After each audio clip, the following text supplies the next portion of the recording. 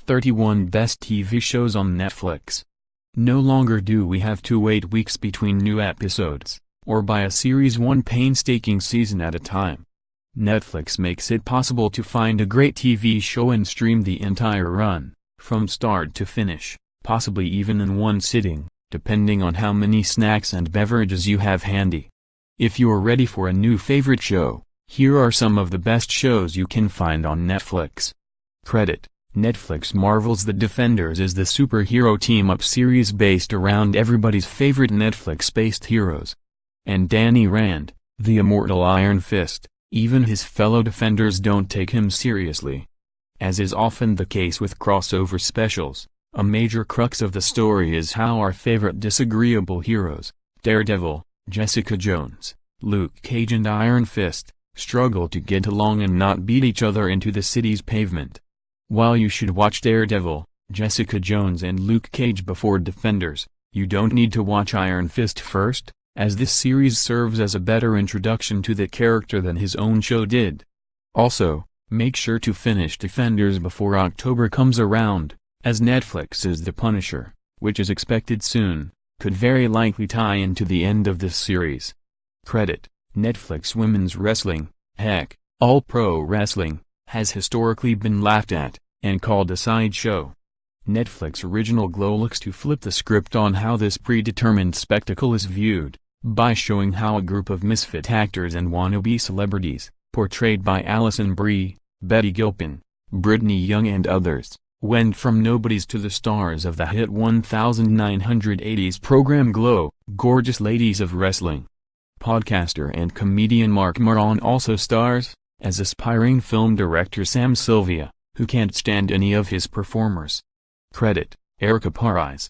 Netflix. Possibly the most grim and grisly of Marvel's Netflix shows, The Punisher stars John Bernthal, the first actor to ever nail the role of Frank Castle, which he did in the second season of Daredevil. This series follows the story of that season, but its opening episode provides enough exposition that you won't need to watch Daredevil if you haven't already, though you should. While some familiar faces from the Marvel's Netflix programs return in Punisher, it's more of a standalone chapter. The early word from critics is that the show succeeds in its storytelling ambitions, though its early episodes aren't the smoothest introduction.